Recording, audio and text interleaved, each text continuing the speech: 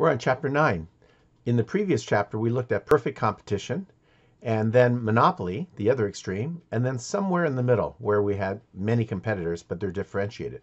That's monopolistic competition. Today we'll be covering oligopolies, which has few competitors. So we've gone from almost infinite to one to a few, but now a few that actually exert quite a bit of market control. And that's what an oligopoly represents. Our learning objectives are to explain how beliefs and strategic interaction shape the decision in oligopoly environments, where you're watching what the competitors are up to. Second is identify the conditions under which the firm operates either as a Sweezy, Carnot, Stackelberg, or Bertrand oligopoly. And we'll see what each of these four represent, and the ramifications of each for your optimal pricing and the firm's profits. Third is apply the reaction or best response functions to identify the optimal decisions for any one firm and gauge the likely response from competitors, and then describe incentives for collusion and reneging. And finally, look at the different conditions in a contestable market and explain what the ramifications of that would be to market power and the sustainability of long-term profits.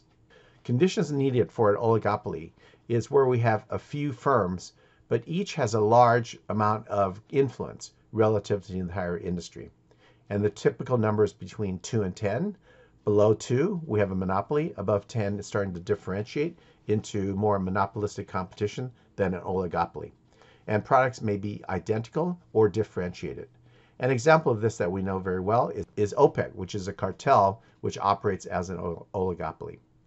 An oligopoly market is composed of two firms. It's called a duopoly. And this is just easier to understand, and that's the frame of reference we'll use today, is a duopoly. Next is we'll look at oligopoly settings, and they tend to be more difficult to manage because they need to gauge the reaction of other firms in the market because it has direct bearing on the demand and the sales of a given firm. All right, let's start with the basic beginning point where we have a firm with demand curve facing number 1. And this is more like a monopoly than a perfect competition, of course, because we're on that end of the spectrum. And if we had demand 1, we could then determine a point, say Q0, where we have price 0. If only life were that simple, because we have more than one firm. In this case, being a duopoly, we have demand 2, which is a rival. So demand 2 has a different shape to their curve than does demand 1. So to firm 1, it depends on what happens with firm 2. So this interaction and guessing is part of the game in oligopolies. If the firm 2 just simply follows firm 1, then firm 1 is operating on the demand 1 curve.